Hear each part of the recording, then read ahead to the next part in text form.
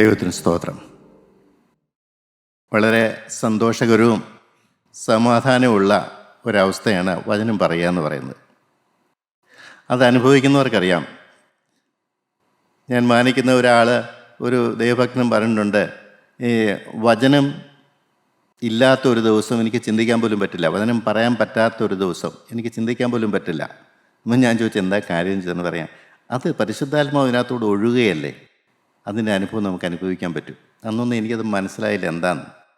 പക്ഷെ ഇന്ന് ഞാൻ മനസ്സിലാകുന്നുണ്ട്, പരിശുദ്ധാത്മാവ് ഒഴുകാൻ നമ്മൾ വിട്ടുകൊടുക്കുമ്പോൾ ആ പരിശുദ്ധാത്മാവ് നമ്മളിൽ കൂടെ ഒഴുകുന്നത് കൊണ്ട് ആ ഒഴുകുന്ന പൈപ്പിനുമുണ്ട് ഒരു സുഖം. പണ്ട് എന്നോട് ദൈവത്തിൻ്റെ ആത്മാവ് പറഞ്ഞിട്ടുണ്ട്, മകനെ, നിന്നെ ഞാൻ കണ്ടിരിക്കുന്നത് മണ്ണിനടിയിൽ കൂടെ വെള്ളം പോകുന്ന വലിയൊരു പൈപ്പായിട്ടാണ്. മണ്ണിനടിയിലെ പൈപ്പ് ആരും കാണൂലല്ലോ. പക്ഷേ സ്വർഗത്തിലെ റിസർവോയറിൽ നിന്ന് വെള്ളം വരണ്ട് കിടക്കുന്ന ദേശത്തേക്ക് കൊണ്ടുപോകാനുള്ള പൈപ്പാണ്. പൈപ്പിനും ഇല്ലേ ഒരു വില. ആ പൈപ്പ് ഇല്ലെങ്കിൽ റിസർവോയറിൽ എത്ര വലുതാണെന്ന് പറഞ്ഞാലും വരണ്ട് കിടക്കുന്ന ജനത്തേക്ക് വെള്ളം കിട്ടുമോ? ഞാനൊരു ചെറിയ പൈപ്പാണ്. ദൈവത്തിന് സ്തോത്രം. മതി കർത്താവ്, എനിക്കത് മതി. ഒഴുകുന്നത് നിൻ്റെ ജലമല്ലേ, നിൻ്റെ ആത്മാവല്ലേ, അതെനിക്ക് മതി, വേറെ ഒന്നും വേണ്ട. എൻ്റെ ദൈവത്തിന് സ്തോത്രം. ഞാനുള്ള അർഹതയൊന്നും എനിക്കുണ്ടായിരുന്നില്ലല്ലോ. എൻ്റെ കഴിഞ്ഞ കാലങ്ങൾ എന്തായിരുന്നു എനിക്കറിയാം. എൻ്റെ ലാക്ക് എന്തായിരുന്നു, ലക്ഷ്യം എന്തായിരുന്നു എനിക്കറിയാം. ഞാൻ എവിടെ കിടന്നവനായിരുന്നു എനിക്ക് നന്നായിട്ടറിയാം. നീ എന്നെ വിളിക്കുവാനോ ഇത്രയും പദവി തരുവാനോ ഞാനൊന്നും അല്ലെന്ന് എനിക്ക് നന്നായിട്ടറിയാം. കർത്താവേ, ഞാൻ നിൻ്റെ കാൽപ്പാർച്ച് വീഴുന്നു. വീണ് കിടന്ന് കരയാനല്ലാതെ എനിക്കൊന്നിനും കഴിവില്ല. എങ്കിലും നീ എന്നെ മാനിച്ചുവല്ലോ, ബഹുമാനിച്ചുവല്ലോ. ഞാൻ എന്നും നിൻ്റെ സന്നിധിയിൽ വിശ്വസ്തനായി നിന്ന് കൊള്ളാം. മത്തായി സുവിശേഷം 17-ാം അധ്യായത്തിൻ്റെ 21-ാമത്തെ വാക്യം നമുക്ക് വായിച്ചു നോക്കാം. നിങ്ങൾക്ക് കടുകുമണിയോളം വിശ്വാസമുണ്ടെങ്കിൽ ഈ മലയോട് ഇവിടെ നിന്ന് അങ്ങോട്ട് നീങ്ങുക എന്ന് പറഞ്ഞാൽ അത് നീങ്ങും. നിങ്ങൾക്ക് ഒന്നും അസാധ്യമാകുകയില്ല. നിങ്ങൾക്കൊന്നും അസാധ്യമാകുകയില്ല. ആ ഒരു വാക്കാണ് എന്നെ സ്പർശിച്ചത്. കർത്താവ് പറയാണ്, ഈ ഭൂമി ജീവിക്കുമ്പോൾ നിങ്ങൾക്ക് അസാധ്യമെന്ന് പറഞ്ഞൊരു കാര്യം ഉണ്ടായിരിക്കുകയില്ല. എന്താ കാര്യം എന്നറിയാമോ? ഞാൻ നിങ്ങളുടെ കൂടെയുണ്ട്. അതാണ് എൻ്റെ കാര്യം. നിങ്ങൾക്കൊന്നും അസാധ്യമാകുകയില്ല എന്ന് പറഞ്ഞതിൻ്റെ റീസൺ, ഞാൻ നിങ്ങളുടെ കൂടെ ഉള്ളപ്പോൾ നിങ്ങൾക്കൊന്നും അസാധ്യമാകുകയില്ല. കൃത്യമായിട്ട് മനസ്സിലാക്കണം, കർത്താവ് കൂടെ ഉണ്ടെങ്കിലേ ഉള്ളൂ. ഇന്ന് അനേകർ പറയുന്നുണ്ട്, ഇത് ആരെ കൊണ്ട് സാധിക്കും? നിങ്ങൾ പറയുന്നതൊക്കെ സത്യമാണ്. കർത്താവ് അന്ന് വന്ന കാലത്തും പറഞ്ഞു, ഇത് കഠിനമാക്കുക, ഇത് ആരെ കൊണ്ട് സാധിക്കും? മനുഷ്യർക്ക് സാധിക്കുന്ന കാര്യം വല്ലതും പറ. ഞങ്ങളുടെ യഹൂദ റബിമാർ പറയുന്നതല്ല, ന്യായപ്രമാണം പറയുന്നുണ്ട്, അതൊക്കെ അനുസരിക്കാം. ഞങ്ങൾക്ക് കഷ്ടപ്പെട്ടാണെങ്കിൽ ഞങ്ങൾ അനുസരിക്കാം. പക്ഷെ കർത്താവ് പറഞ്ഞു, അതുകൊണ്ട് കാര്യമൊന്നുമില്ല. നിങ്ങൾ എത്ര ലിറ്ററലായിട്ട് പുറമെ എന്തെല്ലാം ചെയ്താലും നിങ്ങളുടെ ഹൃദയം മാറാത്തിടത്തോളം കാലം നിങ്ങളുടെ ചെയ്തുകൊണ്ട് ദൈവം പ്രസാദിക്കുകയില്ല. അപ്പോൾ ഹൃദയം മാറുക എന്ന് പറയുന്ന ഒരു കാര്യമാണ് അവിടെ പ്രധാനപ്പെട്ടത്. വചനം അനുസരിക്കാം, പ്രകടമായിട്ട് അനുസരിക്കാം. പക്ഷേ ഹൃദയത്തിൽ അതിന് വ്യത്യാസമില്ലെങ്കിൽ ഒരു പ്രയോജനമില്ല. ഇവിടെ കർത്താവ് പറയുന്നതാണ്, നിങ്ങൾക്ക് വലിയൊരു പദവി ഞാൻ തരികയാണ്. എന്താ പദവി? ഇവിടെ പറഞ്ഞിരിക്കുന്നത്, ഇന്ന് കടുകുമണിയോളം വിശ്വാസമുണ്ടെങ്കിൽ. കടുകുമണി എന്ന് പറയുന്നതിൻ്റെ കാര്യം ചെറിയ വിശ്വാസം എന്നുള്ളതിനേക്കാൾ ഉപരി നിറഞ്ഞു നിൽക്കുന്ന വിശ്വാസം. കടുകുമണിയുടെ തൊലിക്ക് എന്തോ ഒരു കട്ടിയുണ്ട്, ചെറിയൊരു കട്ടിയല്ലേ ഉള്ളൂ, അത് മുഴുവൻ അതിൻ്റെ കാമ്പാണ്. അപ്പോൾ വിശ്വാസം നിറഞ്ഞു നിൽക്കുന്ന ഒരു അനുഭവം, അതാണ് ബേസിക്കായിട്ട് വേണ്ട ഒരു കാര്യം. അത് ആ കടുകുമണിയോളം വിശ്വാസം ഉണ്ടെങ്കിൽ ഈ മലയോട് നീങ്ങുക എന്ന് പറഞ്ഞാൽ അത് നിങ്ങളെ അനുസരിക്കും. മല അനുസരിക്കുമെന്നാണ് പറഞ്ഞത്. മല നമ്മളെ സംബന്ധിച്ചറിയാം, മല മാറാൻ സാധ്യതയില്ല, ഒരു കാരണവശാലും മാറില്ല. വർഷങ്ങൾ കഴിഞ്ഞാലും മലയെന്ന് പറഞ്ഞോ പാറയെന്ന് പറഞ്ഞാലോ അത് മാറാൻ ഒരിക്കലും സാധ്യതയില്ല. കർത്താവ് ഭൂമി വന്നിട്ട് പറഞ്ഞത്, മല നിങ്ങളെ അനുസരിക്കും. എന്താ ഈ മലയെന്ന് പറയുന്നത്? നമ്മുടെ ജീവിതത്തിൻ്റെ മലകൾ എന്ന് പറയുന്നത് നമ്മൾ ആത്മീയത്തിൽ മുന്നോട്ട് പോകുന്നതിന് തടസ്സമായിരിക്കുന്ന പാവങ്ങൾ, നമുക്ക് മനസ്സിലാകാത്ത ആത്മീയ സത്യങ്ങൾ, നമുക്ക് കാണാത്തതായ കർത്താവായ യേശു ക്രിസ്തു, നമുക്ക് സ്വർഗത്തിൻ്റെ കാര്യങ്ങളൊന്നും വേണ്ടതൊന്നും മനസ്സിലായിട്ടില്ല. നമ്മുടെ കണ്ണിപ്പോഴും കുരുടാണ്. ഈ ലോകത്തിൻ്റെ ദൈവം അവിശ്വാസികളുടെ കണ്ണ് കുരുടാക്കി കളഞ്ഞു. തേജസ്സേറിയ ക്രിസ്തുവിൻ്റെ വചനത്തിൻ്റെ പ്രകാശനം ശോഭിക്കാതിരിക്കാൻ നമ്മുടെ കണ്ണ് കുരുടായിരിക്കുകയാണ് പിശാച്. അപ്പോൾ എന്ത് സംഭവിക്കുന്നു? നമുക്കൊന്നും മനസ്സിലാകും, നമുക്ക് കാണാൻ പറ്റുന്ന ലോകം മാത്രമേ ഉള്ളൂ. അതുകൊണ്ടാണ് കർത്താവ് ഇവിടെ പറഞ്ഞത്, നിങ്ങൾ കാണുന്ന മല, വർഷങ്ങളായി നിങ്ങളുടെ മുമ്പിൽ നിൽക്കുന്ന മല, പാരമ്പര്യമായി നിൽക്കുന്ന മല, മാറാത്ത മല, ഇളകാത്ത മല, അത് നിങ്ങൾ ഒറ്റ വാക്ക് പറഞ്ഞാൽ, നിങ്ങൾ വിശ്വസിച്ചുകൊണ്ട് ഒരു വാക്ക് പറഞ്ഞാൽ മല നീങ്ങിപ്പോവും, നിങ്ങളെ അനുസരിക്കും. ദൈവത്തിന് സ്തോത്രം. എൻ്റെ കൂടെ ഒന്നുകൂടെ പറയുന്നു, നിങ്ങൾക്കൊന്നും അസാധ്യമാകുകയില്ല. ഞാൻ എൻ്റെ പ്രിയ സഹോദരങ്ങളോട് ഞാൻ ചോദിച്ചോട്ടെ, ഇത്ര വലിയ വാക്തത്വം കിട്ടിയിട്ട് നമ്മൾ എന്ത് കാരണത്താൽ നമ്മളിൽ ദൈവം വെച്ചിരിക്കുന്ന ലക്ഷ്യം നാം പ്രാപിക്കുന്നില്ല? അനേകർക്ക് ന്യായീകരണങ്ങൾ പറയാനുണ്ട്. മാനസാന്തരം നിലനിർത്താത്ത അനേകരുണ്ട്, മാനസാന്തരത്തിൽ ഈ മുരടിച്ച് നിൽക്കുന്ന അനേകരുണ്ട്, മാനസാന്തരത്തിന് മുന്നോട്ട് പോകാൻ കഴിയാതെ വിഷമിച്ച് നിൽക്കുന്ന ആൾക്കാരുണ്ട്. അവരെന്ത് പറ്റുമെന്ന് പറഞ്ഞാൽ അവരിലേക്ക് ലോകം കയറും. ലോകത്തിൻ്റെ കാര്യങ്ങളായിരിക്കും അവരുടെ ചിന്തയിൽ മുഴുവൻ നിൽക്കുന്നത്. അവരുടെ മാനസാന്തരം നഷ്ടപ്പെട്ടു പോവുകയില്ലേ? നമുക്കറിയാം, ഒരു ചെടി നട്ടു കഴിഞ്ഞാൽ പ്രതീക്ഷയോട് അത് വളരണം, വളർന്ന് ഉദ്ദേശിക്കുന്ന കായോ അല്ലെങ്കിൽ പൂവോ അതുണ്ടാകണം. പക്ഷേ ആ ചെടി കുറേ വളർന്നു കഴിയുമ്പോൾ അത് മുരടിച്ച് കഴിഞ്ഞാൽ തീർന്നു. മുരടിക്കുമ്പോൾ തന്നെ മനസ്സിലാക്കാന് വേണ്ട പരിചരണം കൊടുത്തില്ലെങ്കിൽ അത് നശിക്കുമെന്നറിയാം. അങ്ങനെ കുറേ നാൾ മുരടിച്ച് നിന്ന് കഴിഞ്ഞാൽ പിന്നെ നശിച്ചു പോവുകയുള്ളൂ. എൻ്റെ പ്രിയ സഹോദരങ്ങളെ, നമ്മളെല്ലാം ചിന്തിക്കണം, നമ്മുടെ ആത്മീയ ജീവിതത്തിൻ്റെ എങ്ങനെയാണ് അത് തഴച്ചു വളരുന്നുണ്ടോ, അതോ മുരടിച്ച് നിൽക്കുകയാണോ, അതോ ഉണങ്ങിപ്പോയോ? ദൈവത്തിന് സ്തോത്രം. കർത്താവ് വ്യക്തമായിട്ട് പറഞ്ഞു, മല നിങ്ങളെ അനുസരിക്കും. അത് മറുരൂപ മലയിൽ നിന്ന് ഇറങ്ങി വരുമ്പോഴാണ് ഈ സംഭവം നടക്കുന്നത്. 3 പേര് മാത്രമാണല്ലോ മറുമലയിലേക്ക് പോയിരുന്നത്. അപ്പോൾ ബാക്കിയുള്ള ശിഷ്യന്മാർ താഴെയുണ്ട്. ആ ശിഷ്യന്മാരുടെ അടുത്തേക്ക് ചന്ദ്രരോഗം പിടിച്ചൊരു മകനുമായിട്ടൊരു പിതാവ് വന്നു. ആ പിതാവ് ബാക്കിയുള്ള ശിഷ്യന്മാരോട് പറഞ്ഞു, എൻ്റെ മകൻ ഇങ്ങനെ ഒരു രോഗമുണ്ട്, മെൻ്റലി പ്രശ്നമുള്ള പയ്യനൊക്കെ ആകാം, ചന്ദ്രരോഗം എന്ന് പറഞ്ഞാൽ എങ്ങനെയാണ്. അപ്പോൾ ആ ബാലകനെ സൗഖ്യം കൊടുക്കാൻ ശിഷ്യന്മാർക്ക് സാധിച്ചില്ല, ബാക്കിയുള്ള ശിഷ്യന്മാർക്ക് സാധിച്ചില്ല. അപ്പോൾ കർത്താവ് ഇറങ്ങി വരുമ്പോൾ ഈ മകൻ്റെ അപ്പൻ കർത്താവിൻ്റെ ഓടി ചെന്നിട്ട് പറഞ്ഞു, ഞാൻ ശിഷ്യന്മാരുടെ അടുക്കൽ വന്ന് കാര്യങ്ങൾ പറഞ്ഞിട്ട് അവർക്ക് സാധിച്ചില്ല, നീ എങ്കിലും ഒന്ന് ശരിയാക്കണം, നിനക്ക് മനസ്സുണ്ടെങ്കിൽ, അല്ലെങ്കിൽ നിനക്ക് കഴിയുമെങ്കിൽ. എൻ്റെ ദൈവത്തിന് സ്തോത്രം. പ്രിയ സഹോദരങ്ങളെ, കർത്താവ് സങ്കടത്തോടെ ശിഷ്യന്മാരെ നോക്കിയിട്ട് പറഞ്ഞു, എത്ര നാൾ ഞാൻ നിങ്ങളോട് കഴിയും? ഒരു ചുരുങ്ങിയ കാലമല്ലേ ഞാൻ നിങ്ങളോട് കഴിയുള്ളൂ? ഞാൻ ചെയ്ത വേല നിങ്ങൾ ചെയ്യേണ്ടതല്ലേ? നിങ്ങൾക്കെപ്പോഴും എന്താ ഒന്നും ഇല്ലാതിരിക്കുന്നത്? ഒരു വിശ്വാസം ഇല്ലാത്തതിന്, എങ്കിലുള്ള വിശ്വാസം നിങ്ങൾക്ക് ഇല്ലാത്ത എന്താണ്? ഞാൻ അല്പനേരം അങ്ങോട്ട് പോയി, ശരിയാണ്. അപ്പോൾ നിങ്ങളുടെ ആത്മീയം അങ്ങ് പോയോ? അത്രയേ ഉള്ളൂ നിങ്ങളുടെ ആത്മീയം. നിങ്ങളുടെ ആത്മീയം സാഹചര്യത്തിനനുസരിച്ചാണോ നിൽക്കുന്നത്? അതോ നിങ്ങൾക്ക് വ്യക്തമായിട്ടൊരു ആത്മീയം ഉണ്ടോ? നിങ്ങൾക്ക് എന്നെക്കുറിച്ചൊരു വിശ്വാസം ഉണ്ടോ? നിങ്ങൾ എന്നിൽ വിശ്വാസം ഉണ്ടെങ്കിൽ ഞാൻ അല്പനേരം അങ്ങോട്ട് മാറിയെന്ന് പറഞ്ഞാലും നിങ്ങൾക്ക് വല്ല ആത്മാവിൽ വല്ല കേടുവരുമുണ്ടായിരുന്നോ? നിങ്ങൾക്ക് ഈ പ്രശ്നം കൈകാര്യം ചെയ്യാൻ പറ്റാത്ത എന്തുകൊണ്ടാണ്? ദൈവത്തിന് സ്തോത്രം. അപ്പോഴാണ് കർത്താവ് പറഞ്ഞത്, ഈ പല കാര്യങ്ങളും നിങ്ങൾക്ക് നടക്കും, നിങ്ങൾക്കൊരു വിശ്വാസം മാത്രം മതി, നിങ്ങൾക്ക് വേറെ ഒന്നും വേണ്ട.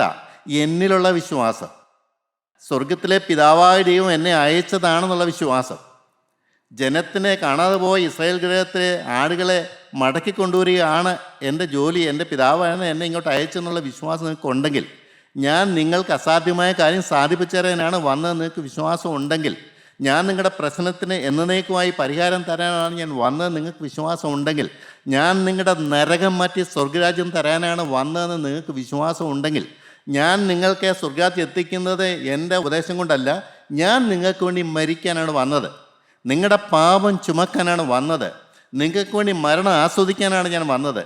പിതാവായ ദൈവം എന്നെ ഭൂമിയിലേക്ക് അയച്ചത് ഞാൻ മരിക്കാനാണ്, നിങ്ങൾക്ക് വേണ്ടി മരിക്കാനാണ്, നിങ്ങളെ സ്വർഗത്തിൽ എത്തിക്കാനാണ്, നിങ്ങളുടെ നന്മയ്ക്ക് വേണ്ടിയാണ്, നിങ്ങളുടെ കണ്ണ് തുറക്കാൻ വേണ്ടിയാണ്, നിങ്ങൾക്ക് സുബോധം തരാൻ വേണ്ടിയാണ്, നിങ്ങളെ ഒരു വിശ്വാസിയാക്കാൻ വേണ്ടിയാണ്, സ്വർഗത്തിൻ്റെ വേലക്കാരാക്കി മാറ്റാൻ വേണ്ടിയാണ്, ഇടം കൈയും വലം കൈയും അറിയാത്ത ജനത്തിന് ക്രിസ്തുവിനെ കാണിച്ചു കൊടുക്കാനാണ് നിങ്ങളെ ഞാൻ വിളിച്ചു വേർതിരിച്ചത്.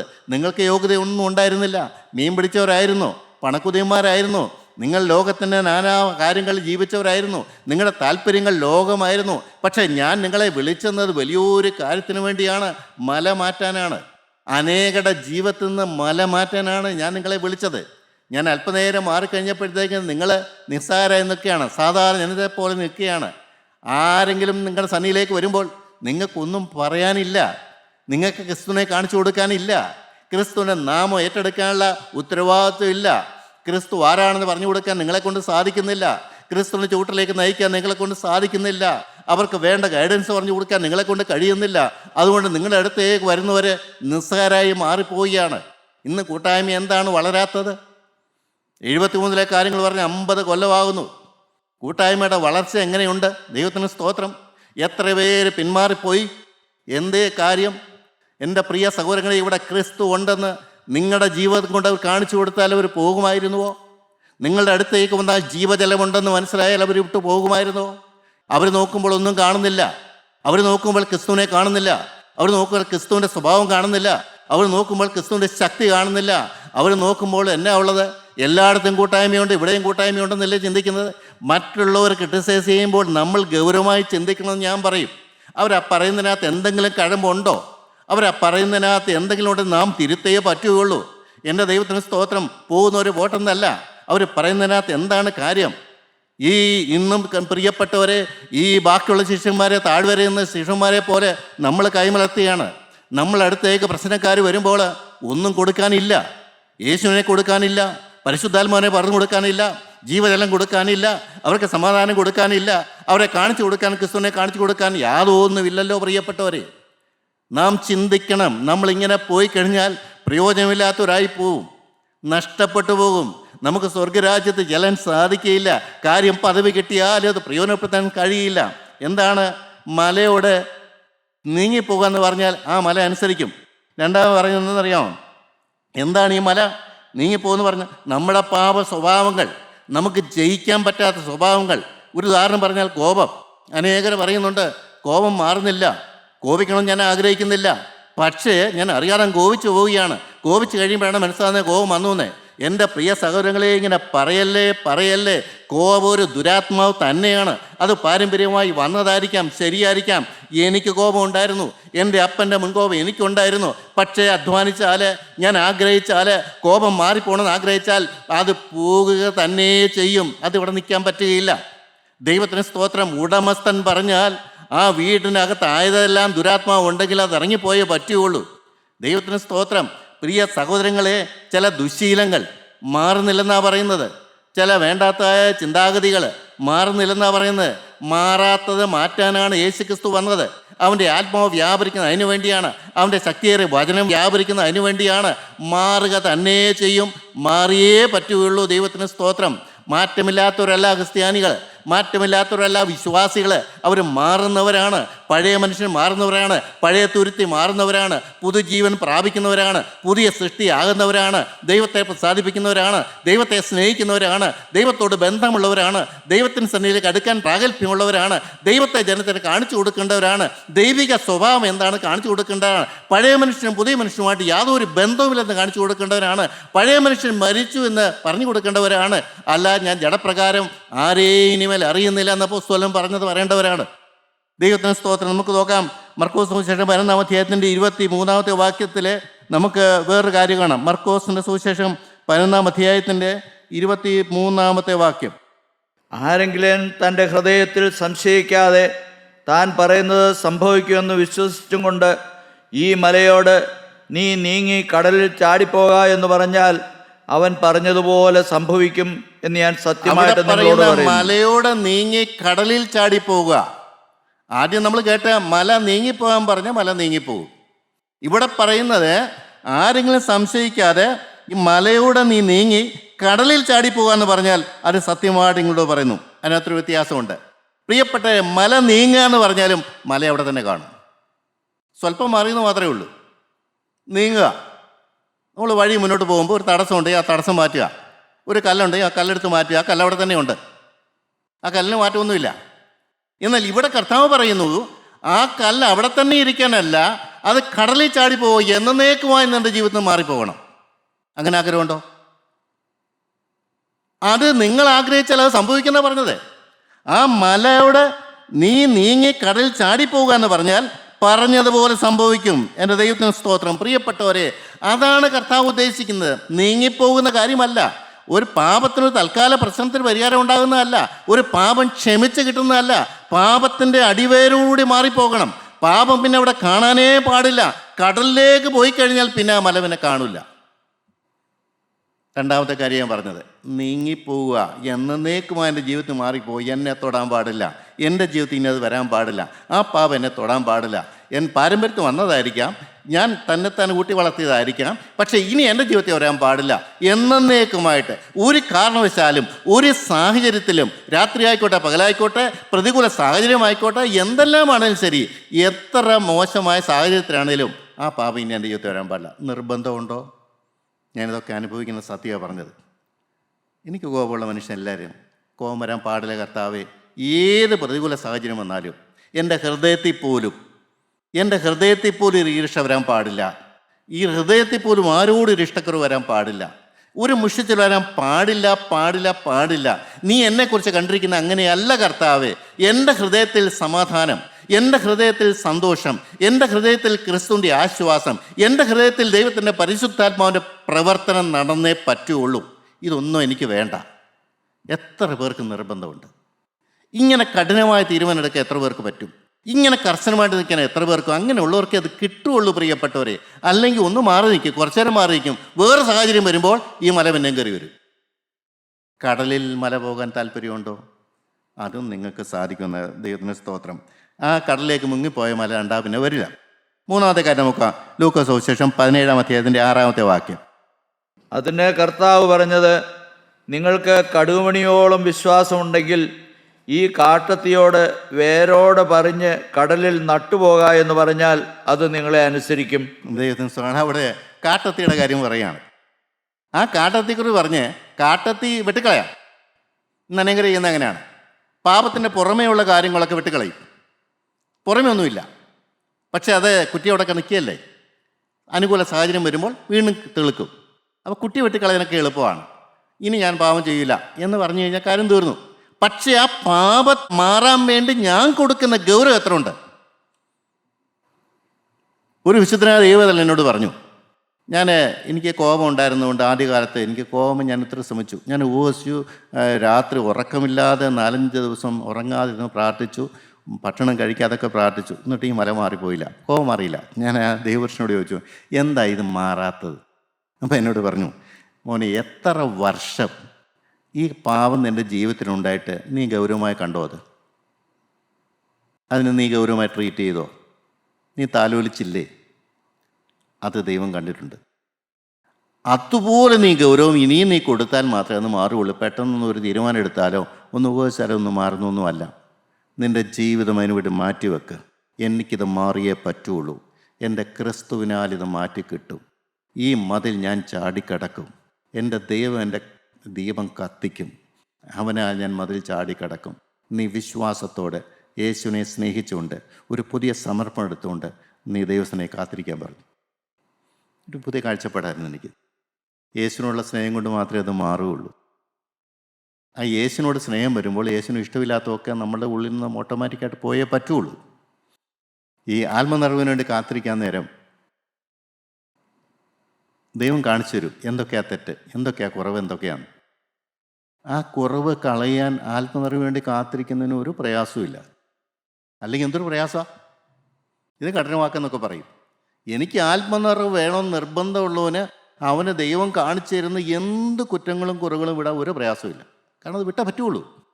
അതിനേക്കാൾ വലുത് എനിക്ക് കിട്ടേണ്ടത് ലക്ഷ്യബോധം വരണം. പ്രിയരെ, ഞാൻ ആരുടെ പിന്നാലെ പോകുന്നു? ഞാൻ ആരെ പ്രസാദിപ്പിക്കാൻ ഇറങ്ങിത്തിരിച്ചിരിക്കുന്നു? എൻ്റെ ആളത്വത്തിൽ എനിക്ക് വേണ്ടത് എന്താണ്? നിത്യജീവൻ്റെ അവകാശം എനിക്ക് കൂടിയേ കഴിയുള്ള നിർബന്ധമുണ്ടോ? അതിന് കൊടുക്കാനുള്ള കോസ്റ്റ് എന്തുണ്ട്? എന്ത് കോസ്റ്റും കൊടുക്കുമോ? എന്തും വിടാൻ മനസ്സാണോ? എല്ലാറ്റിനോട് യാത്ര പറയാൻ മനസ്സാണോ? ഇതെല്ലാം ക്രിസ്തുവിനുള്ള സ്നേഹത്തെ പ്രതി സാധിക്കുകയുള്ളൂ. അത്രമാത്രം വിലപ്പെട്ടവനാണ് എനിക്കത്. ഈ ലോകത്തിൽ ഏറ്റവും വിലപ്പെട്ട നിധി എന്ന് പറയുന്നത് ക്രിസ്തുവാണ്. ആ ക്രിസ്തുവിന് വേണ്ടിയാണ് ഈ ലോകത്തിലെ ചപ്പും ചവറും ഞാൻ നിസ്സാരം നെണ്ണുന്നത്. അപ്പോസ്തലൻ പറയുന്നുണ്ട്, എല്ലാം ഞാൻ വിടുന്നു, എല്ലാം ഞാൻ വെറുക്കുന്നു. എനിക്കിതൊന്നും ഒരു വിഷയമുള്ള കാര്യമല്ല. എന്തുകൊണ്ട്? ഉയരത്തിലെ വലിയ സന്തോഷം ക്രിസ്തുവിനെ കാണുമ്പോൾ. ദൈവത്തിന് സ്തോത്രം. ഇവിടെ പറയുന്നത് കാട്ടത്തിയാണ്. കാട്ടത്തി വേരോടെ കടലിൽ പോകാമെന്ന് പറഞ്ഞാൽ കാട്ടത്തി നിങ്ങളെ അനുസരിക്കും. അപ്പം വേരോടുകൂടി പറഞ്ഞു പോയാൽ പിന്നെ അവിടെ ഒന്നും കാണില്ല. എത്ര പേർക്ക് നിർബന്ധമുണ്ട്? ഈ പാപത്തിൻ്റെ വേര് ഒരു കാരണവശാലും ഇനി അത് കിളുത്ത് വരാൻ പാടില്ല. ഒരു സാഹചര്യത്തിലും അതിനി എൻ്റെ ജീവിതത്തിൽ വരാൻ പാടില്ല. സ്വർഗത്തിലെ തീജ്വാല ഇറങ്ങി വന്നത് കത്തിച്ചാമ്പലായി പോകണം. നിർബന്ധമുണ്ടോ? സാധിക്കും. നീ അങ്ങനെ ആഗ്രഹിച്ചാൽ അത് സാധിപ്പിച്ചു തരാൻ കർത്താവ് കൂടെ ഉണ്ടെന്നാണ് പറഞ്ഞത്. നിങ്ങൾക്ക് അസാധ്യമായി ഒരു കാര്യമില്ല. പക്ഷെ നമുക്ക് നിർബന്ധമില്ല, അതല്ലേ? നമ്മൾ പേരിന് പ്രാർത്ഥിക്കും, യോഗത്തിന് വരും, നമ്മൾ ജോലികളൊക്കെ ചെയ്യും, ആത്മാർത്ഥമായിട്ട് ജോലി ചെയ്യും. എനിക്കറിയാം, ജീവിതത്തിൽ യാതൊരു മാറ്റവും ഇല്ലാത്തൊരു ആത്മാർത്ഥമായി ജോലി ചെയ്യുന്നവരുണ്ട്. എനിക്കറിയാൻ പാടില്ല, അങ്ങനെ ഒരു കാര്യമൊന്നും വേദവസ്ഥ എഴുതി വെച്ചിട്ടില്ല. ദേവദാസൻ എന്നോട് പറഞ്ഞാണ് ഓർക്കുന്നുണ്ട്, എനിക്ക് ജനത്തെ അനുഗ്രഹിക്കണമെന്ന് ആഗ്രഹമുണ്ട്, പക്ഷെ എന്തു ചെയ്യും? അവരുടെ ജീവിതത്തിൽ അവർ പാവം വിടുന്നില്ല. പാവം വിടാതെ എങ്ങനെ അനുഗ്രഹം കൊടുത്താൽ നിലനിൽക്കുമോ? അതൊരു വലിയ കാഴ്ചപ്പാടാണ് എനിക്ക്. ദൈവത്തിനോട് വേല ചെയ്യാമെന്നേ, ആത്മാർത്ഥമായിട്ട് വേല ചെയ്യാം, പക്ഷെ ദൈവം സന്തോഷിക്കില്ല. ദൈവത്തിന് അനുഗ്രഹം പകരാൻ പറ്റില്ല. ദൈവത്തിന് അനുഗ്രഹം എന്നാ? തന്നെ യേശുവിനെ തന്നെ ഹൃദയത്തിലേക്ക് തന്നാൽ യേശുവിന് ഇരിക്കാനുള്ള സൗകര്യം അവിടെ ഇല്ല. വിശുദ്ധമല്ല, പാത്രം വെടിപ്പാക്കിയിട്ടില്ല, പുതിയ തിരുത്തിയായിട്ടില്ല, പിന്നെ എങ്ങനെ യേശു അവിടെ നിൽക്കും? ദൈവം തരുന്ന അനുഗ്രഹം എന്ന് പറഞ്ഞാൽ എന്താണ്? യേശുവിനെ തന്നെ, തൻ്റെ ഏകജാതനായ പുത്രനെ തന്നെയാണ് ഇത് തരുന്നത്. അവൻ ഇതിനകത്ത് വസിക്കാനുള്ള ഹൃദയത്തിൻ്റെ ഒരുക്കമില്ലെങ്കിൽ അവന് വന്നാൽ എങ്ങനെ അതിനകത്ത് ഇരിക്കും? ഇറങ്ങിപ്പോവില്ലേ? എൻ്റെ പ്രിയ സഹോദരങ്ങൾ, ഞാൻ പറഞ്ഞില്ലേ, കർത്താവിൻ്റെ പരിശുദ്ധാത്മാവ് സ്ഥിരമായി വസിക്കാനായിട്ട് ഒരിക്കലും നമ്മുടെ പാപം മാറാതെ ഒരിക്കലും സാധിക്കുകയില്ല. നമ്മുടെ ഹൃദയം ഒരുക്കാതെ ഒരിക്കലും സാധിക്കുകയില്ല. അതൊരിക്കലും ദൈവവേല ചെയ്തത് മാറ്റാൻ പറ്റില്ല.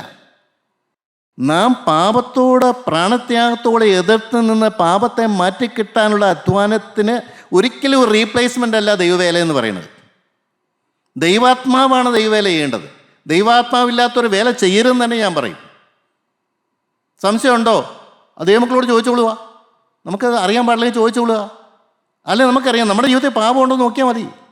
പാപം ഏത് രീതിയിലെങ്കിലും വരുന്നുണ്ടോ? ചിന്തയിലായിക്കോട്ടെ, നോട്ടത്തിലായിക്കോട്ടെ, സ്വപ്നത്തിലായിക്കോട്ടെ, വികാരത്തിലായിക്കോട്ടെ, ആഗ്രഹത്തിലായിക്കോട്ടെ, എവിടെങ്കിലും പാപം വരുന്നുണ്ടോ? പരിപാടി നിർത്തിക്കൊള്ളുക, അതിന് പരിഹാരം വരുത്തുക. ദൈവം അതിലാണ് പ്രസാദിക്കുന്നത്. അപ്പോൾ വേരോടെ കാട്ടത്തിൽ പോകണമെന്ന് പറഞ്ഞാലും മാറും. ഒന്ന് മല നീങ്ങിപ്പോവുക എന്ന് പറഞ്ഞാൽ നടക്കും. രണ്ട് മല നീങ്ങി കടലിൽ ചാടുക എന്ന് പറഞ്ഞാൽ അത് നടക്കും. മൂന്ന് കാട്ടത്തിൽ വേരോടെ പഴുതു മാറുക എന്ന് പറഞ്ഞാലും അതും നടക്കും. മത്തായി സുവിശേഷം 21-ാം അധ്യായത്തിൻ്റെ 21-ാമത്തെ വാക്യം കൂടെ നമുക്ക് വായിക്കാം. മത്തായി സുവിശേഷം 21-ാം അധ്യായത്തിൻ്റെ 21-ാമത്തെ വാക്യം കൂടെ, അവിടെ മനോഹരമായ വേറൊരു കാര്യം കൂടെ കാണുന്നുണ്ട്. അതിനെ യേശു, നിങ്ങൾ സംശയിക്കാതെ വിശ്വാസമുള്ളവരായാൽ ഈ അത്തിയോട് ചെയ്തത് നിങ്ങളും ചെയ്യും എന്ന് മാത്രമല്ല, ഈ മലയോട് നീങ്ങി കടലിലേക്ക് ചാടിപ്പോക എന്ന് പറഞ്ഞാൽ അത് സംഭവിക്കും. എൻ്റെ ദൈവത്തിന് സ്തോത്രം. പരസ്പക്ഷ കാലത്ത് കർത്താവിൻ്റെ ഒരിക്കൽ നടന്നു പോകുമ്പോൾ വിശന്നു. കാരണം അവന് ഭക്ഷണം കൊടുക്കാൻ ആരുമില്ലല്ലോ. ഒരു വീട്ടിൽ അവനെ സ്വീകരിക്കത്തില്ല, അവനാരും ഭക്ഷണം കൊടുക്കില്ല, ഒരു ഗ്ലാസ് വെള്ളം പോലും കൊടുക്കില്ല. കാരണം അവനെ സ്വീകരിച്ച ആരെങ്കിലും ഉണ്ടെന്ന് നേതൃത്വം അറിഞ്ഞാൽ, സഭാ നേതൃത്വം അറിഞ്ഞു കഴിഞ്ഞാൽ അവനെ മുടക്കും. അതാണ് അന്നത്തെ നിലപാട്. അപ്പം കർത്താവിന് വിശന്നു. വേറെടുത്ത് എഴുതി വെച്ചിട്ടുണ്ട്, ബഥാനിയിൽ രാത്രി പാർത്തു എന്ന്. ബഥാനിയിൽ അതിൻ്റെ 21-17 പിന്നെ അവരെ വിട്ട് നഗരത്തിൽ നിന്ന് പുറപ്പെട്ട ബഥാനിയിൽ ചെന്ന് അവിടെ രാത്രി പാർത്തു. അവൻ നഗരത്തിലേക്കും മടങ്ങി പോകുന്ന സമയമാണ് അവന് വിശന്നത്. അപ്പോൾ രാത്രി ഒന്നും കഴിച്ചില്ലായിരിക്കും ആവൂ, ഞാൻ ചിന്തിക്കുകയാണ്. ബഥാനിയിലാണ് രാത്രി കഴിച്ചത്. ഇപ്പോൾ രാവിലെ അവന് വിശന്നു എന്ന് പറയുമ്പോൾ എൻ്റെ അർത്ഥം എന്താണെന്ന് ചോദിച്ചാൽ രാത്രി ഒന്നും കഴിച്ച് കാണത്തില്ലായിരിക്കും എന്നാണ് ഞാൻ ചിന്തിക്കുന്നത്. അവിടെ ഒന്നും കാണത്തില്ല. അപ്പോൾ ദരിദ്ര വീടല്ലേ, അല്ലെങ്കിൽ രാത്രി ലേറ്റായിട്ടായിരിക്കും കർത്താവ് അവിടെ ചെന്നത്. ഒന്നും കിട്ടിയില്ല, വിശന്ന് ചെന്ന് നോക്കിയപ്പോൾ വലിയൊരു അത്തി നിൽക്കുന്നുണ്ട്.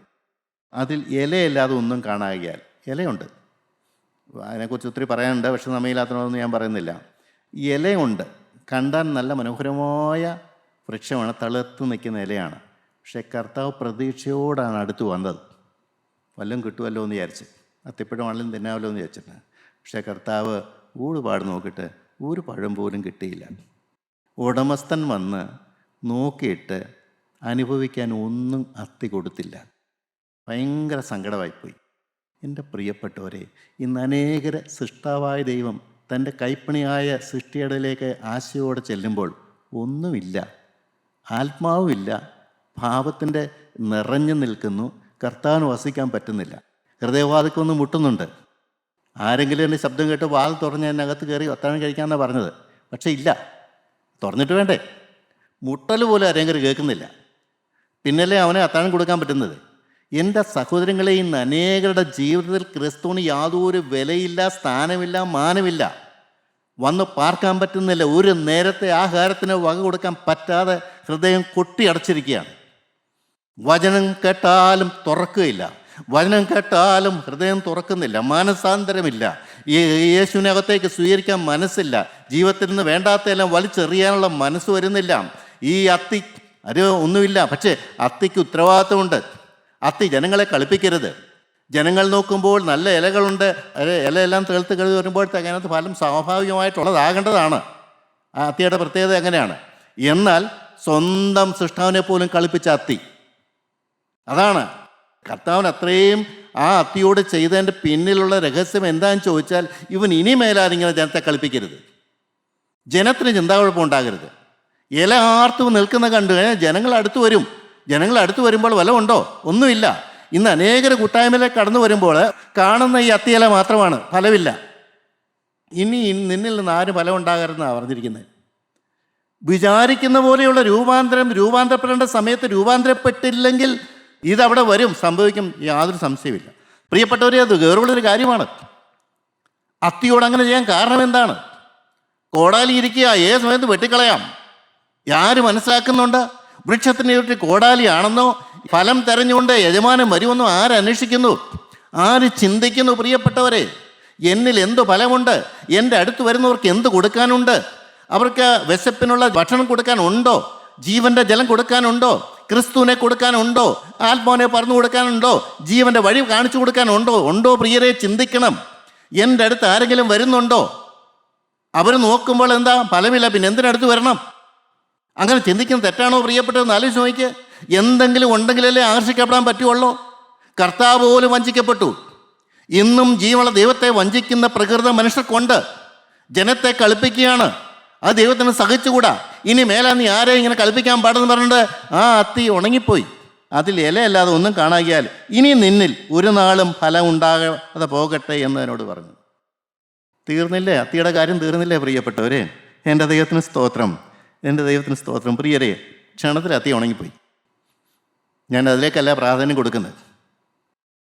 നിങ്ങൾക്ക് വിശ്വാസമുണ്ടെങ്കിൽ നിങ്ങളുടെ ജീവിതത്തിൻ്റെ എല്ലാ പ്രതിബന്ധങ്ങളും മാറും. നിങ്ങൾക്ക് വിശ്വാസമുണ്ടെങ്കിൽ, ക്രിസ്തുവിൽ വിശ്വാസമുണ്ടെങ്കിൽ, ക്രൂശിലേക്ക് നിങ്ങൾ നോക്കിയാൽ നിങ്ങളെ സഹായിക്കാൻ യേശു ഉണ്ടെന്നുള്ള വിശ്വാസം നിങ്ങൾക്കുണ്ടെങ്കിൽ അവനെ ഇങ്ങോട്ട് വിളിക്കുക. അവൻ വരട്ടെ, ആ ഈ കേടുപാടുകളെല്ലാം മാറ്റട്ടെ. ക്രിസ്തുവിനോട് നിരത്തെ ഇങ്ങോട്ട് പറഞ്ഞു കൊടുക്കുക. കർത്താവേ, ഇന്നിനെ കുറവെനിക്കുണ്ട്. ശത്രു എന്നിൽ അവകാശം പറയുന്നത് ഇന്നിനെ കാര്യത്തിലാത്താണ്. ഈ ബന്ധനം എനിക്ക് അഴിച്ചു തരണം. ഇത് വേരോടെ പറഞ്ഞു പോകണം. ഇനി എൻ്റെ ജീവിതത്തിൽ വരാൻ പാടില്ല. എൻ്റെ കണ്ണ് നേരെ ചൊവ്വ നോക്കുന്ന കണ്ണായിരിക്കണം. അത് വേണ്ടാത്തടത്തേക്ക് പോകാൻ പാടില്ല. എൻ്റെ ചിന്ത പാളിപ്പോകാൻ പാടില്ല. എൻ്റെ വികാരങ്ങൾ മാറാൻ പാടില്ല.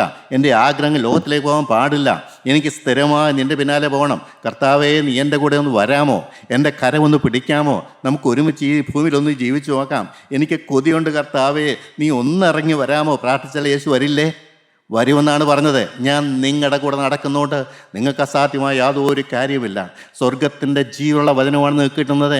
യേശു കൂടെ വരാം. നീ വിളിച്ചാൽ മാത്രം മതി. നിനക്ക് അസാധ്യമായ യാതൊരു കാര്യവും കാണില്ല. നിനക്ക് അസാധ്യമായ ഒരു കാര്യവും കാണും. ഞാൻ നിൻ്റെ കൂടെ അവസാന ശ്വാസം വരെയും കാണാമെന്നാണ് പറഞ്ഞത്. പ്രിയ സഹോദരങ്ങളെ, ഈ ദൈവദാനത്തിന് മുമ്പിൽ നമ്മുടെ തലകളെ വണക്കുവോ? നമ്മൾ തീരുമാനം എടുക്കുവോ? ദൈവനാമം മാത്രം മഹത്വപ്പെടാനിടയാട്ടെ. ദൈവത്തിന് സ്തോത്രം.